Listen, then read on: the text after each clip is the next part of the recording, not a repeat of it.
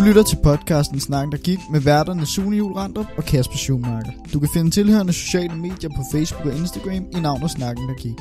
Derudover er der links i beskrivelsen til emnerne, der snakkes om i det gældende afsnit, tidsintervaller og vores mail, der kan skrives til med eventuelle spørgsmål og forbedringer.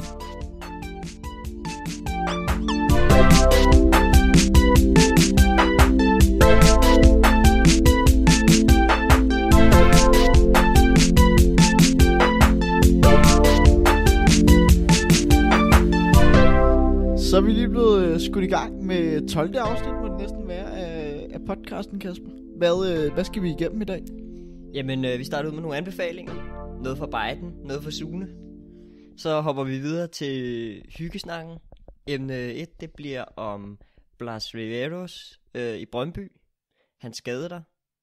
Så skal vi snakke ugens klimaartikel. Et comeback på den, jeg har taget med. Til alle jer, der kan huske den tilbage fra før sommerferien, tror jeg næsten det må være. Det er i hvert fald længe siden. Og så skal vi snakke mink. Det som alle går og snakker om her for tiden. Og hvis du ikke snakker om det, så hvor har du været? Hvor har du været? Så skal du ud i virkeligheden igen. Så har du spillet for meget Counter-Strike eller FIFA. Eller Nordjylland er den helt store karantænezone. Ja. Nå, så er der ugens udfordring. Den er Sune taget med. Og det var så det.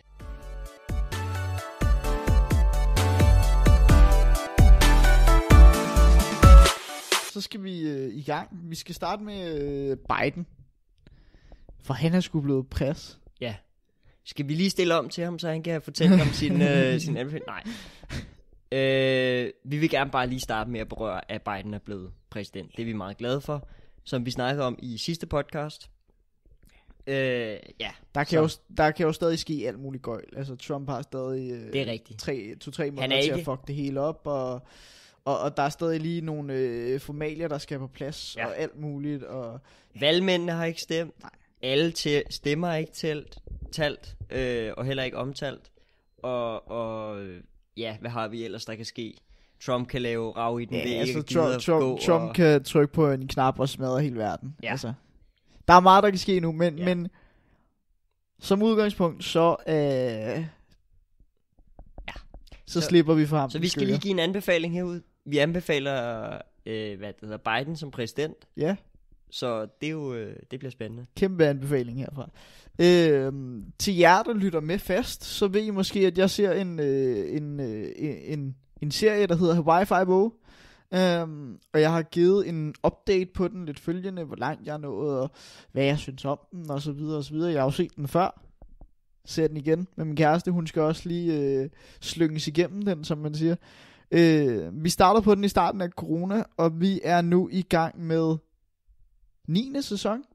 Vi er lige gået i gang med 9. sæson, og der er altså 24 afsnit per sæson, så vi har været godt i gang. Den er pissegod stadig.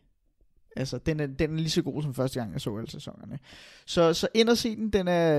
Den er vist både på Via Free, altså hvor det er gratis at se, og så er den på Via Play, hvor man kan have et abonnement. Forskellen, det er bare, hvorvidt der er reklamer eller ej. Den er røvgod.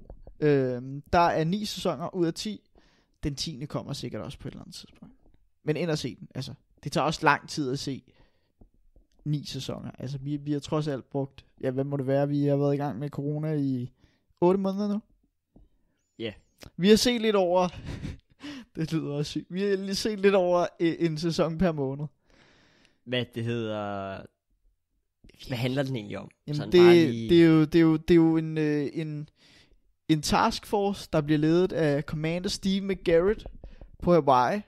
Først så bliver den lavet af den hawaiianske guvernør, fordi hun gerne vil have, at Steve han skal finde Commander McGarrett, han skal finde sin fars morder.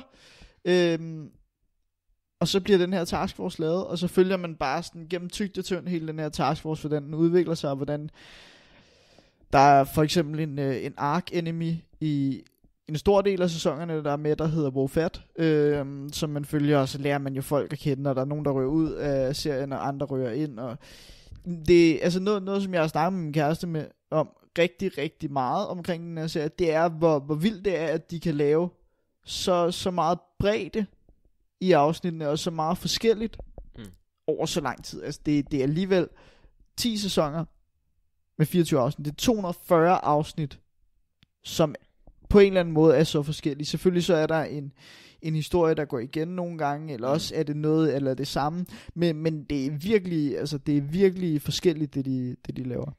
Og hvilken kategori vil man så placere den ind under? Det er krimi. Det er krimi. Altså, det er en god krimi.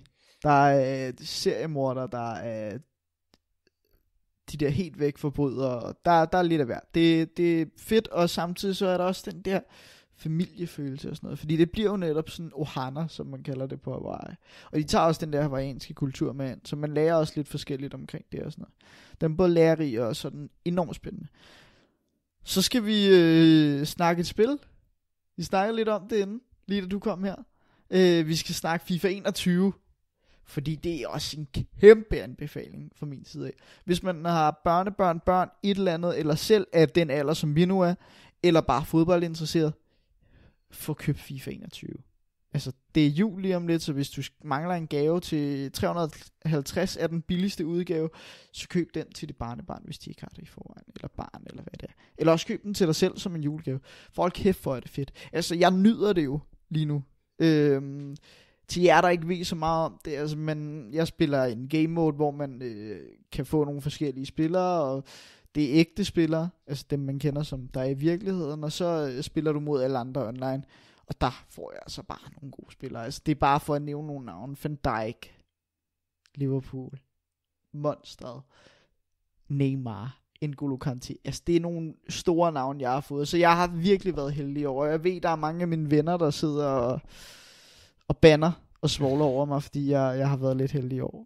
Men det er bare fedt. Altså, det er blevet bedre, end det var sidste år. Sidste år, synes jeg, det var meget, meget op og ned. I år, der er det rent faktisk en glæde at sidde og spille det. Også selvom det kun har været ude i en måneds tid.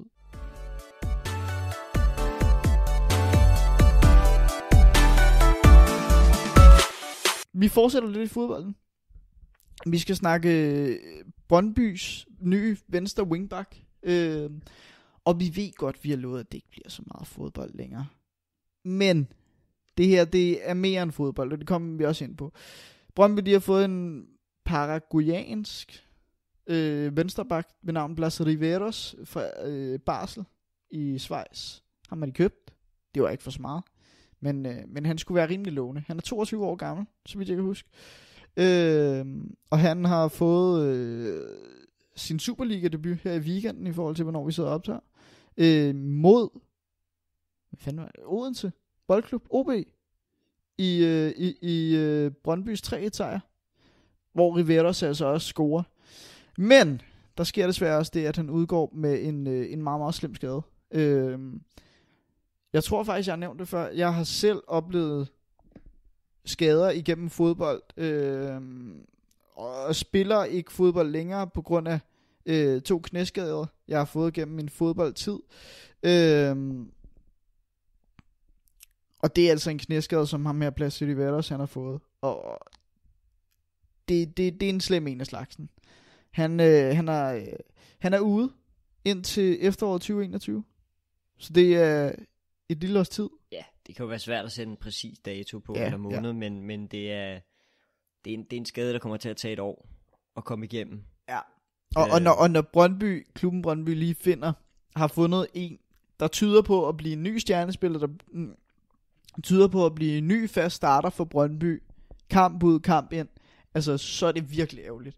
Og man kunne også bare se, den her spiller var i tårer, græd, fordi det gjorde så ondt, men også fordi han er lige kommet til klubben.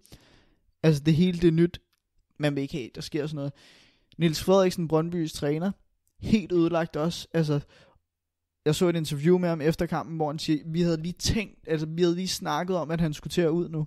Blas Riveros. Vi var på vej til at skifte ham ud, og så sker det her. Ja. Altså, det er helt ødelæggende. Han bliver båret ud af kampen, eller ud af banen på en båre. Det er ødelæggende sådan noget. Det er, og så kommer vi jo til at snakke om det her med skader generelt i fodbold. Altså det her med, hvordan skader kan ødelægge karriere og så videre. Så snakker vi lidt om Kasper Dalgas, også angriber, der blev nødt til at stoppe sin karriere tidligt. på grund af en skade. Peguero, som nåede kun at spille 4 kampe for Brøndby, før det var han så fik en skade. Havde ellers vist en lovende start, og bliver også nødt til, efter så et låneophold over i USA, bliver han så nødt til at indstille karrieren. Og det er jo ikke kun de spillere, der stopper karrieren og indstiller den. Altså det er også spillere, der faktisk ser rigtig lovende ud. Og er nogle af de helt store talenter på deres hold, og man regner med, jamen det bliver den nye Rullit, eller hvem det nu bliver. Altså, der er nogen, eksempelvis vi har snakket om ham før, er jeg ret sikker på i podcasten, Aaron Ramsey. Jeg har nok i hvert fald snakket om ham. Ja, jeg mener jo, at han kunne have blevet en af verdens bedste fodboldspillere, hvis han ikke havde haft så mange skader. Altså, det kan være så ødelæggende at få en skade, og det er også min helt store bekymring, hvad angår Riberos. Altså, det er også, hvordan kommer han tilbage? Helt sikkert. Fordi han så strålende ud, de 2 kampe, han nåede at spille for Brøndby, fordi han når også at spille i pokalen, hvor han ligesom er et af de lyspunkter, der er i kampen, hvor Brøndby også ender med at vinde, men det ikke er en stor sejr mod et hold, som man ellers havde forventet, det var mod.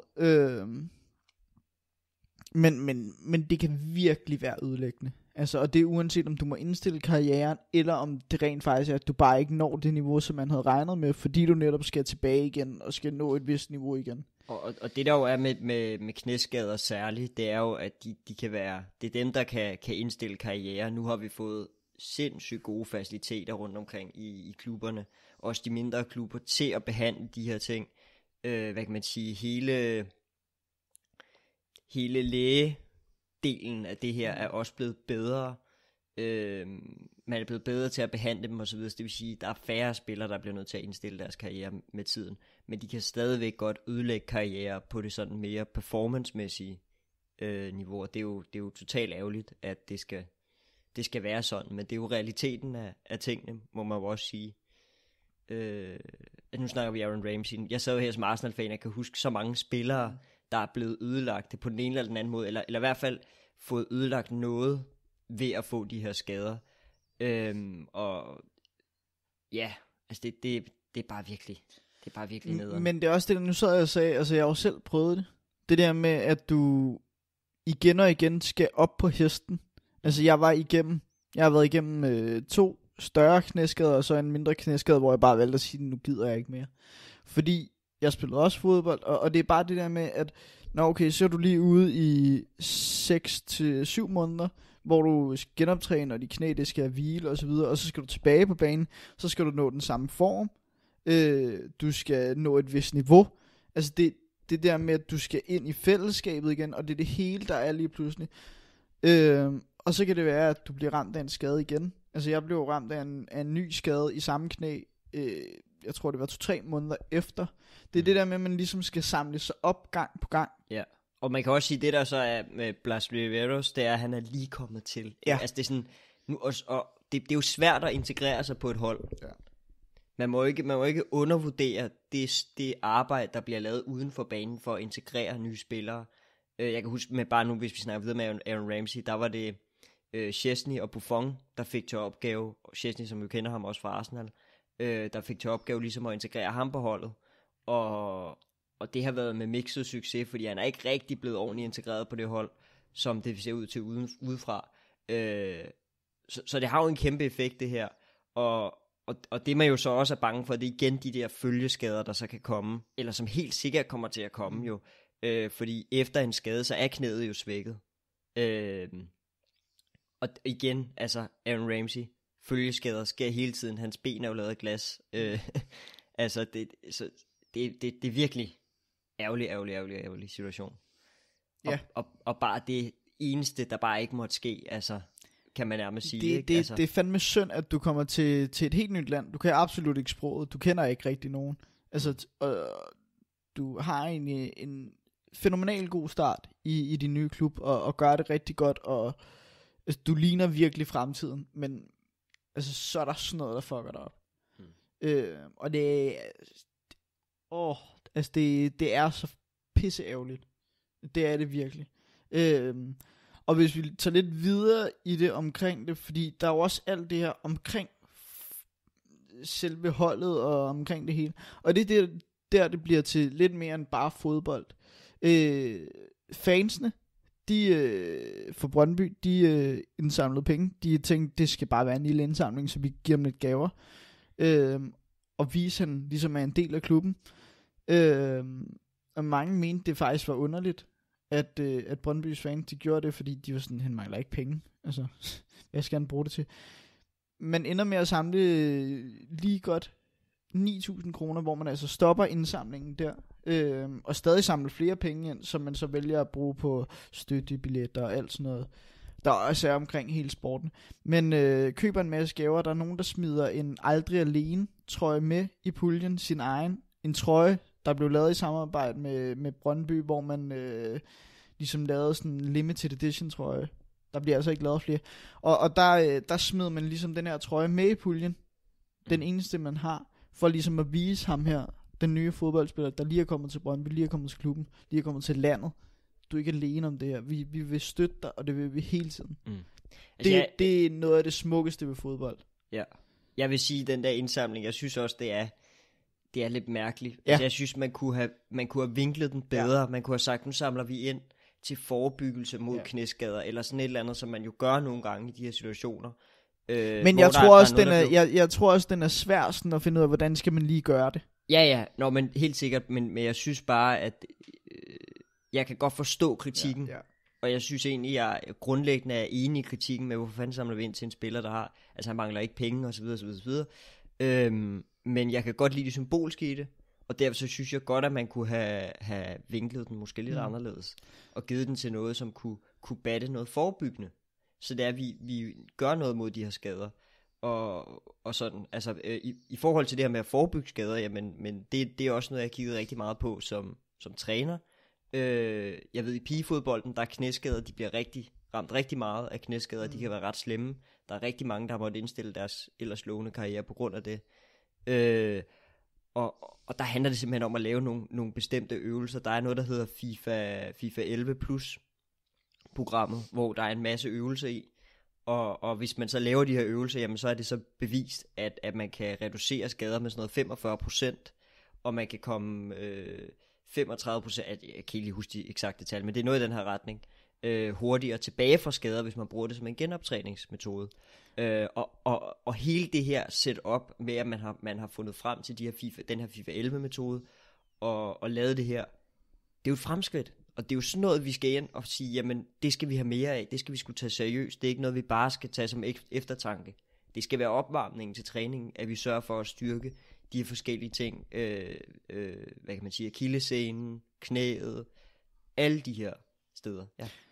Jeg tilføjer lige 2 ting. Det der så også er med kvindefodbold, nu nævnte du det lige kort, altså kvinder, de udvikler sig også bare anderledes end mænd, og er derfor mere tilbøjelige til at få knæskader, fordi, fordi de har noget med hofter, der er bredere. Og lige præcis. Altså det er noget, hvor det naturlige fedt sidder, og hvor mange muskler de har. Men det er derfor, det så er ekstra vigtigt at styrke knæet, fordi det man jo ved, det er, at hvis man styrker musklerne, og styrker, hvad kan man sige, teknikken til for eksempel, når du hopper op efter et hovedstød, og så landeteknikken og så videre, den er jo eller bare med et skulderskub, landeteknikken, at du lander med begge fødder nede, og du ikke lander med et strækt ben og sådan noget. Alt det der, det er det, der kan gøre, at du undgår de her skader. Så hvis vi lige vender tilbage til det med selve fansene og den her indsamling, hvor du måske er sådan, kan forstå kritikken, og langt hen ad vejen kan følge den. Jeg kan godt følge kritikken, men jeg synes også, at den betydning, der ligger bag den indsamling, som de har lavet. Jeg er enig i, at man kunne gøre det på en anden måde, men jeg er også svært ved at se, hvad for en anden måde, man kunne gøre det på. Fordi den betydning, der ligger bag den her indsamling, det var for at vise en vis støtte til en spiller, der lige er kommet til klubben. For at vise, hey, bare fordi du er fremmed, bare fordi du er ny, så skal du føle dig velkommen. Det synes jeg er enormt smukt, at man gør sådan noget. Altså, det er virkelig sådan, man tager en helt fremmed ind i sit hjem i gåseøjne, og ligesom sørger for, at de føler sig velkommen. Sætter dem foran pejsen, giver dem et tæppe på, så de ligesom kan sidde det er også det, jeg godt kan lide. Det synes jeg er helt ufattelig smukt. Ja, og det er det, jeg godt kan lide med klubber, der sådan har den her... nu er jeg jo Brøndby-fan, og jeg er også Arsenal-fan, og det de 2 klubber har til fælles, det er, at de begge to har den her familiefølelse. Og det er måske det, som Arsenal kom lidt væk fra, efter Wenger han forlod dem, og som Arteta på en eller anden måde har genfundet. Den her familiefølelse med af fansene, og klubben, og spillerne, og det hele. Det skal ligesom føles som, at man kommer ind i varmen. Og det er jo, altså nu bare Thomas Partey og Gabriel og så videre, har udtalt flere gange, at det her, det betyder bare noget, også Willian. Det er noget helt særligt at komme der til, fordi at fansene, den måde de støtter på, og den måde som spillerne, og det fællesskab man kommer ind i, med hele klubsetup'et, det synes jeg er fedt, at man gør det. Altså at der er sådan en, det er sgu noget særligt at komme hertil, ikke? Ja, det er det virkelig. Og det er samme med Brøndby. Ja. Der er jo også den der, altså det er sgu ikke bare at komme til Brøndby. Man kommer sgu ind i et helt fællesskab. Ja, det er det der med, at man bliver en del af en større familie. Ja. Og det er virkelig det, der betyder, at det er virkelig mere end fodbold. Det er et helt fællesskab, og det er en hel familie, du kommer ind i. Og sådan er det i rigtig mange klubber, og det synes jeg fandme er noget, og det er det nogle gange går galt i nogle klubber, når det mangler det her fællesskab, så er det, at vi begynder at se, det er ligesom om, der ikke er nogen ledere, det er ligesom om, at klubben falder fra hinanden, der er ikke ordentlig struktur på det, fansene bliver sure på ledelsen over, at der ikke er struktur på tingene.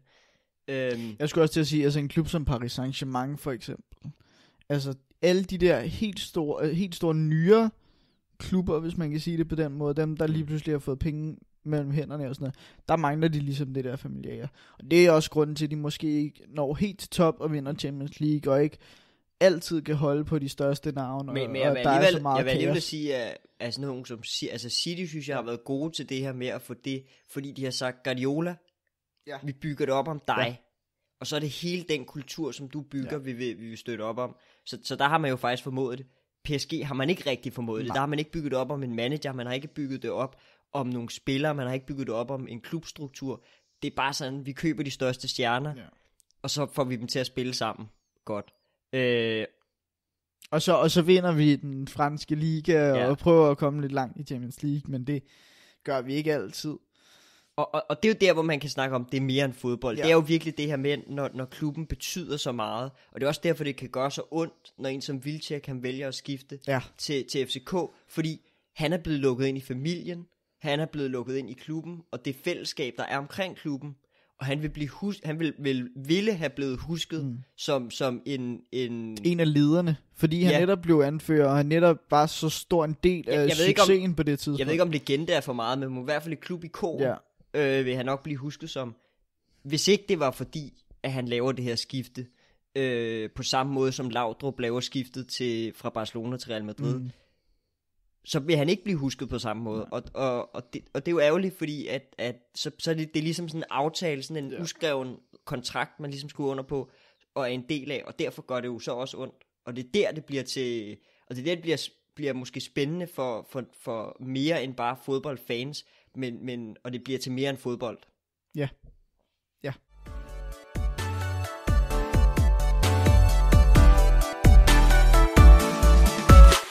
På den, der synes jeg, vi skal gå videre til dit barn, hvis man kan sige det sådan. Min, Jamen, det er jo lidt... Min lille sektion. Ja, lille område. Det er jo dit lille barn, som du virkelig har passet godt på og holdt om og taget med gang på gang i de tidligere sæsoner. Og det er ugens klimaartikel, som du lige har valgt lige at bringe på banen. Ja, fordi at til dem, der måske ikke har lyttet med så længe, eller ikke kan huske ugens klimaartikel, men det er ligesom, at jeg finder en artikel frem om noget med klimaet, sætter fokus på det, og snakker lidt om, hvad det kan betyde, og simpelthen for at sætte lidt fokus på klimaet. Og den her gang, der har jeg taget en med, der hedder en støvsuger i skorstenen, sådan hiver dansk opfindelse CO2 ud af røg. Og det er i virkeligheden fordi, at de har fået, nu kan jeg ikke lige huske, hvad han hedder, men de har fået en eller anden ny, ret ung fyr ind, som skal lave noget forskellig content om klima. Og i denne her, det er en video og en tilhørende artikel, og der snakker han ligesom om det her med at hive CO2 ud af luften. Fordi en ting er jo, at vi kan reducere vores CO2-aftryk, altså hvor meget vi udleder, men måske kan vi også så hive noget af den CO2, vi allerede har udledt ud, eller eventuelt sætte den i skorstenen, og det er derfor, han siger en støvsuger i skorstenen. Sæt den her støvsuger, som man kan kalde den, i skorstenen, og så hive CO2'en ud af der. Og så ligesom opbevare det under jorden.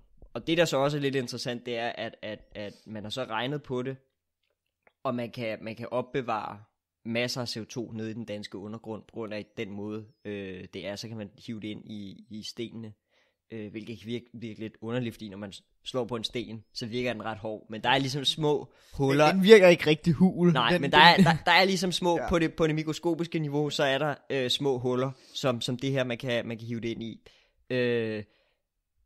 og kan sagtens opbevare rigtig meget, og det vil være en god måde, ligesom at lave den her transition fra fossile brændstoffer, hvor vi udleder lidt, også især sådan noget som betonproduktionen, som altid vil udlede CO2 på den måde, den laves lige nu. Så det er jo en god måde at ligesom, i hvert fald indtil videre, at kunne reducere CO2-aftryk og en masse år frem. Mega spændende. Så kan man jo så spørge, jamen, det virker jo super smart. Hvorfor gør vi ikke allerede bare det? Og det er jo fordi det er dyrt, og det er ikke særlig effektivt. Man kan sige, han laver en meget god illustration, hvor han tager en masse, tror jeg, perler eller et eller andet og hælder ud, og bare viser, hvor lidt CO2 der egentlig er i luften. Altså det er en meget, meget lille del af luften, så at skulle hive alt det ud, det vil tage så meget energi, at det tager mere energi at hive det ud af luften, end det man kan producere, når man udleder det. Og det er så derfor, at det er en god idé at sætte det i skorstenen, fordi der er så lidt mere CO2, den luft, der kommer ud, eller den røg, der kommer ud der er mere CO2 i den. Og så kan det måske blive effektivt nok, men igen, tidlig stadie.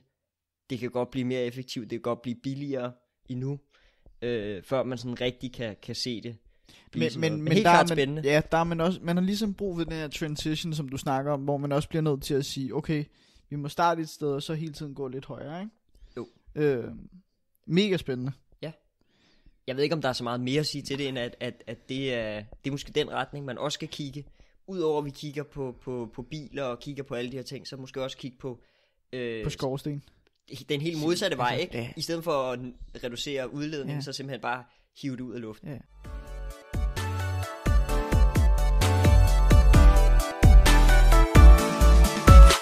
Vi skal snakke coronamutation. Vi skal snakke om minkene i det nordjyske. I det nordjyske, ja. De skal slås ihjel. Det lyder lidt makabert. Men altså, de har jo muteret virusen. Gjort den... Ja, altså jeg vil ikke nødvendigvis stærkere, men de har i hvert fald muteret den, så man...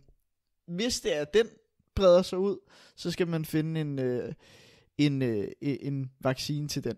Ja, det er sådan lidt en splint i siden på, at vi så skal vi, og det der jo så er fejl, det er, jamen så hvis der kommer endnu en mutation i et andet land med de her mink, fordi det der er sådan lidt med mink, det er, at de har det med, at der kan komme de her mutationer. Ja. Det er ikke alle kæledyr, der taler om, det er specifikt mink, der er problem i forhold til viruser, og man har set det før. Og Statens Serum Institut. Så man skal ikke være bange for sin hund, man skal ikke være bange for sin kat. Altså, nej, det er de her mink. Ja. Det er de her mink, der er problemet, og den her cluster 5, den kan altså blive lidt af en issue, hvis det er, den overspreder sig. Og det er jo så også derfor, England har sagt, vi gider simpelthen ikke at have nogen fra Danmark. Nu kan man også sige, det ved jeg også, Thailand, de har også gjort præcis det samme. Ja. Så de har sagt, at vi vil ikke have nogen danskere, altså må der godt rejse thailænder fra Danmark til Thailand, men vi vil ikke have nogen danskere, fordi der er det her. Ja. Men hvad var det, jeg tænkte på? Du kører den lige videre, yes. så ser jeg, om jeg kan komme i tanke om det. Ja. Nej, men det skal ikke være nogen hemmelighed, at vi synes, at man bare skal afleve lortet, og at man bare skal i det her Folketing, nu er der jo kommet frem, at der mangler lovhjemmel til at overhovedet kunne gøre det. Lidt en ærgerlig sag. Så må man for helvede finde det. Altså. Så må man finde det, ja. Og finde det betyder jo, de sidder jo i det her Folketing, de kan jo stemme om det, de kan få nogle nye love ind, de kan ændre på lovene, få det lovhjemmel igennem, så det er, at vi kan få sørget for at få fjernet den her smittefare. Vi er jo fandme i gang med Wuhan 2.0. Man må simpelthen sige, altså, skal vi lave en opdigtet lovhjemmel, der gør, at vi kan slå en masse mink ihjel? Ja. Altså, come on, det kan lyde så makaber, det kan lyde så voldsomt, men det bliver man nødt til. Vi snakkede, jeg kom lige i tanke om, hvad det var, jeg skulle til at sige. Vi snakkede om det sidst, at corona, det stopper reelt set nok først i 2024. Ja, der er i hvert fald en lang udsigt. Og der er der er endnu længere udsigter, hvis den her muterede udgave af corona breder sig ud. Fordi så skal man finde en ny fucking vaccine. Altså, så få nu bare den lovhjemmel på plads. Så er der også nogle dumme ting som, jamen det bliver jo dyrt, at nu skal vi kompensere alle de her minkavlere. Og prøv, selvfølgelig skal de have noget kompensering af en, fordi at det er jo også unfair, at du får smadret alt dit lort, du har liggende. Men helt ærligt, altså... Hvad fanden bruger man mink til? Altså, du bruger dem til at lave en pels. Ja. De bliver alligevel slået ihjel på et tidspunkt. Altså, jeg er ked af at sige det, men du er også lidt, altså, undskyld til jer, der går med pels og sådan noget, men lad nu være med det. Altså, det er dyreplageri, og det er alligevel ikke pænt, og nej. Så prøv at, altså, de der minkavlere ender alligevel med ikke at have noget arbejde, fordi der ikke er nogen, der går med pels, altså. Jeg tænker også, det der med at man mister penge på det, jamen hvor mange penge tror jeg vi kommer til at miste, vi skal vente til 2026 eller sådan et eller andet, fordi at det her kloster 5, det lige pludselig spreder sig. Og så har vi måske lige pludselig problemet, at det spreder sig til flere lande, og så er Danmark epicenter, og det er også derfor, jeg siger, det her Wuhan 2.0, ikke? Så er vi lige pludselig skyld i det. Altså, så mister vi flere penge, fordi vi skal lukke landet ned, fordi der er kommet en muteret coronavirus, altså. Ja. Og så skal man også lige tænke på noget. Danmark bare, altså. Er ikke det eneste sted i verden, der er mink. Der er jo en grund til, hele verden og WHO kigger på Danmark lige nu, og i spænding på, kan de få slået minkene ihjel? Virker det? Hvad sker der? Hvad gør de? Så de kan få noget erfaring, og eventuelt gøre noget ved det på verdensplan. Hvis vi ikke engang kan finde ud af det i Danmark, hvor vi har, hvad kan man sige, hvor vi gør det så godt i forhold til mange andre lande med corona, hvordan skal lande som USA så takle det? Hvordan skal lande som Spanien og Italien så takle det? Hvordan skal lande som slet ikke måske er i nærheden af det her, som Brasilien, og altså du ved, alle de der lande helt derude, nu ved jeg ikke om Brasilien er det store minksted, men pointen er bare, det er sgu et dårligt signal også at sende. Jamen det er skidt. Og man skal jo bare få det gjort. Der sidder Nikolaj Wammen, altså finansministeren, han har også været ude at sige, for at blande sig lidt, ikke? Og sige simpelthen, prøv, det er jo også noget med, at vi skal have tilliden til Danmark. Den skal vi jo også bevare. Andre, altså udefra. Man skal kunne se, vi ved, hvad vi laver her i Danmark med corona. Det fungerer. Vi har styr på tingene. Og så er der bare et kæmpe politisk spektakel omkring nogle fucking mink. Jamen det er jo også sådan lidt, altså folk der kommer ud, nej det er synd for dem, de skal da ikke aflives, bla bla bla. Selvfølgelig skal det aflives, når det er nogen, altså de bærer rundt på noget, der reelt set kan slå os ihjel. Altså se det lidt som, at du har en forbryder, eller du har et eller andet farligt. Det lader du da heller ikke bare gå rundt ude i det fri, og skyde folk ned, eller, altså det gør du jo ikke. Altså tag sammen og få det aflivet, altså sværere kan det ikke være. Og så synes jeg, jeg synes det er ærgerligt den måde, som de andre partier reagerer på. Fordi jeg kan godt forstå, at de kan være irriteret over, at Socialdemokratiet har så meget magt i det her, og det går så godt for dem, og de vil også have en del af kagen og alle de her ting.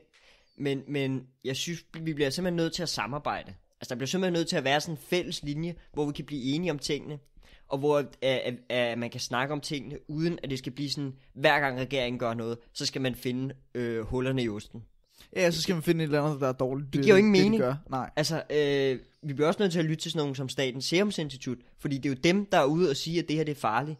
Så må vi jo lytte til dem for helvede. Altså, jeg må erkende, jeg kan simpelthen ikke forstå, hvad fanden det er, der sker. Nej, jeg synes, det gik så godt til at starte med corona, og så er det bare blevet til sådan en stor bunke... Ja. Alt muligt, der ikke skulle være der. Altså, det startede simpelthen så godt, og nu er det bare gået galt. Altså, vi kan simpelthen ikke finde ud af det. Det tager for lang tid, det gør det.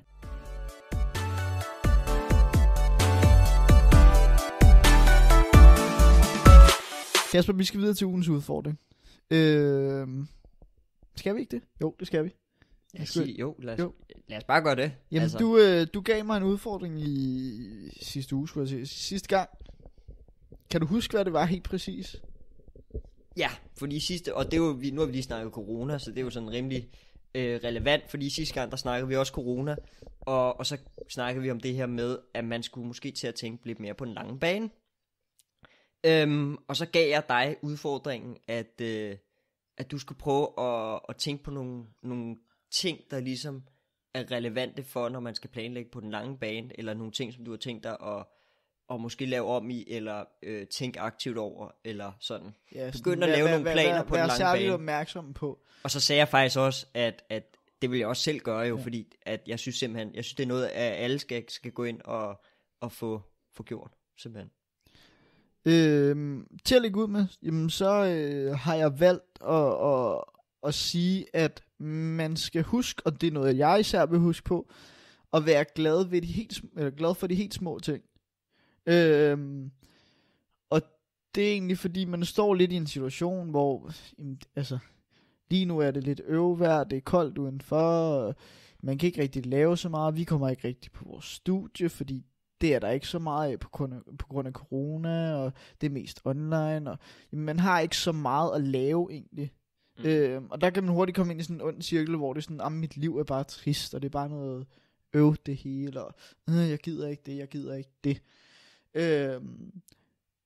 Så man skal måske bare lidt huske på, og det vil jeg også, fordi jeg kan også finde på at blive lidt negativ en gang imellem, fordi det er jo ikke, når det så er sagt, du skal jo ikke gå og være glad hele tiden, men man kan godt finde på at blive lidt hurtigt negativ, fordi der netop ikke, der sker ikke så meget. Og man kan heller ikke komme ud og rejse eller noget, eller jo, det kan man jo godt, men det er ikke det mest forsvarlige at gøre, og det er ikke ligefrem alle landene, der gider at have danskerne til.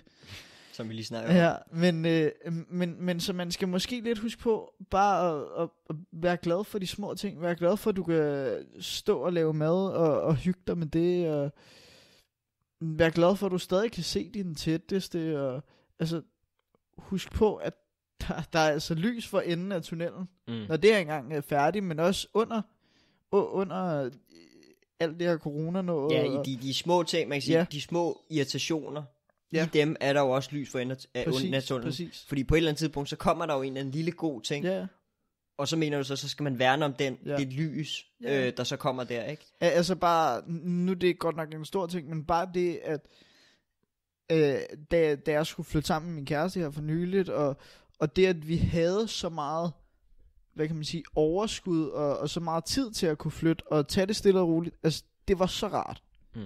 Det var så fedt, og det er bare sådan nogle ting med, at du har egentlig lidt mere tid, så hvorfor gå og spilde den tid på at være sur, når du kan det er sjovt at høre en fed sang og sådan noget. Ja, helt sikkert. Og nu snakker vi også her for et par gange siden om bage, tror jeg.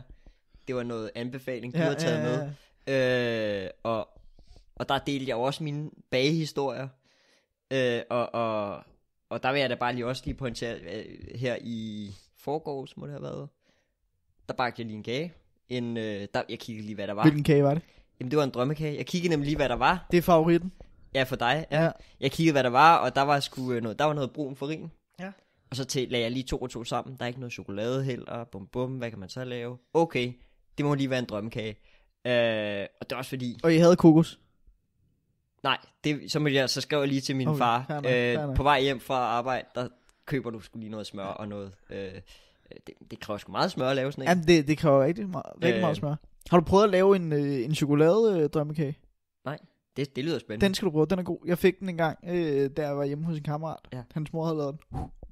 Chokoladedrømmekage, det er altså også top notch. Jeg var også lidt hurtig og tænkte, det kunne også være, at jeg kunne have brugt havregryn i stedet for kokos ovenpå. Ja, det er rigtigt. Hvis nu det var, at man havde smøret, men ikke kokoset. Men ja, hele pointen, det hyggede jeg mig jo så lidt med at lave den. Og den smagte altså godt. Ja. Så det var rigtig godt. Men det der så skete, det var da jeg hældte det der ovenpå, ikke? Så fordi jeg tror jeg havde proppet lidt for meget bagepulver i, så var den pustet meget op, så det vil sige, der gik ligesom hul i midten, og så flød det ind i den. Men det var faktisk virkelig lækkert. Ja, det lyder bare lækkert jo. Ja, det var virkelig, så får man de der stykker, og så kan man se dernede i bunden, der ligger der bare sådan en lag af det der. Så det var faktisk virkelig, altså det var sådan... Og altså, drømmekage er jo i sig selv en genialitet, at du så også lige formår at lave sådan en, godt nok ved et uheld, men at du lige laver en ekstra genialitet. Jamen det er jo, der var en maler afdød maler i USA, der hed Bob Ross, og han sagde også, at der er ikke noget, der hedder fejl, der er kun, hvad det hedder, glade uheldigheder, ikke? Altså happy accidents, som han siger, eller sagde, og det er jo egentlig rigtigt nok, ikke? Altså når han lavede en fejl, når han malede der, ikke? Jamen det er jo ikke, det er ikke en fejl, det kan vi lave til en busk, det der, bum, så lavede han lige, og det er jo egentlig meget rigtigt, ikke? Med sådan noget. Nå, men i hvert fald med det der kagebaning, det kan vi jo i hvert fald begge to sige, det er faktisk mega fedt, altså, og der er tid til det jo. Det er hvad enten du bager den selv, eller om du har nogen andre til at bage den, det er bare at du også sidder og spiser den. Altså der er noget fedt, der er faktisk noget rigtig fedt over at sidde og spise en kage, du selv har lavet. Det er det. Altså der tænker du sådan, det har fandme gjort godt. Ja. Det en anden ting, det er lidt i tråd med det her, det er at man, jeg har i hvert fald sagt til mig selv, at jeg hele tiden vil have et eller andet i gang, eller hele tiden et eller andet, jeg skal lave. Fordi det hjælper i hvert fald mig lidt med, at jeg også stopper med at sidde og være lidt negativ. Fordi hvis du bare sidder i dine egne tanker og kører lidt rundt, og du ikke rigtig har noget at lave hjemme, så bliver du hurtigt negativ. Så det, at du hele tiden har noget, du kan lave, det er meget rart. Og det er hvad enten det er, som jeg personligt gør relativt ofte, sidder og spiller lidt FIFA, eller lige har nogle håndvægt liggende, og lige kan i en halv time lave noget træning, eller et eller andet. Bare det, at du ligesom kan lave noget. Det kan være, at du sidder og tegner, og du synes, det er mega spændende. Det kan være, at du sidder og skriver et eller andet, og det er mega spændende. Altså det der, at du ligesom har mulighed for hele tiden at lave noget, når der egentlig ikke er så meget at lave, som der er lige nu, det er bare rart. Ja, jeg vil ikke meget genkende, eller anerkende, eller hvad man siger til det. Fordi at det var også noget, der ligesom, altså jeg har taget rigtig mange projekter op i løbet af corona, altså sådan ting, altså nu har vi podcasten her, og jeg har også masser af andre ting, og nogle gange kan det godt blive lidt meget selvfølgelig, fordi det er sådan, det er mange ting at have i hovedet, men så hjælper det måske at skrive det lidt ned på et stykke papir, og sådan konkretisere, hvad det er, der egentlig skal gøres, og sådan, og det synes jeg egentlig er fedt, det der med, at der er mange forskellige projekter, og at der er, at man ikke kommer til at kede sig over, at man skal lave én ting, men man kan ligesom lidt bestemme, ikke? Det er lidt sjovt, du siger det med at skrive ned, fordi det er faktisk også en af tingene, jeg er på, at man skal huske, når nu man har noget at lave, og laver alle mulige projekter, så skal man huske at skrive det ned. Fordi det er meget rart ligesom at have det overblik, der ligesom er. Og det er ikke sådan, så du skal sidde og skrive ned, i mandag, der skal jeg lave det her, tirsdag skal jeg lave det her, og onsdag fra 8 til 10 skal jeg lave det og det. Det er mere sådan, så du selv kan måske sidde og vælge og sige, okay, så vil jeg lave det nu, så vil jeg lave det nu-agtigt. Så du kan sidde ligesom og swipe dem ud, hvis man kan sige det sådan, og gå videre med det, ikke? Ja, lige præcis. Til sidst har jeg i hvert fald en sidste ting, og det er, at man måske skal være lidt mere opmærksom på andre også. Fordi man kan hurtigt meget blive sådan selvfixeret på en eller anden måde under alt det her corona, og blive meget sådan, have paraderne oppe, og det er jo både i forhold til ens helbred, at man, hvis der er nogen, der bryder ens intimsfære og sådan noget, men det kan også bare være meget sådan, at du meget bliver, det er hver mand for sig selv. Og der tror jeg også samtidig lidt, at man skal huske, selvom folk har mundbind på, så er det også meget hyggeligt at give dem et smil en gang imellem, og sige, have en god dag en ekstra gang. I hvert fald med øjnene så. Ja, altså at man ligesom siger, have en god dag en gang for meget, end en gang for lidt. Fordi det betyder fandme også noget for andre, at de i sådan en her tid, ligesom også bliver hjulpet på vej. Så hvis du har super meget overskud, eller faktisk bare har den mindste del overskud, så er det enormt let at bare lige sige et eller andet sødt, venligt til nogen. Altså det tror jeg både hjælper en selv på selvtilliden, og så kan det være, at man gør det for ens egen selvtillid, og for ens egen sådan nice feeling, men bare gør det, fordi det hjælper. Der er også det der paid forward koncept, ikke? Hvor at jamen, du gør det til en anden, jamen så kan det være, at de gør det videre, og måske også hele den der, gør til andre, som du selv vil have, altså de gør mod dig, ikke? Så kan den jo ende med at komme tilbage, ikke? På den måde. Ja. du skal have en udfordring nu. Det skal jeg.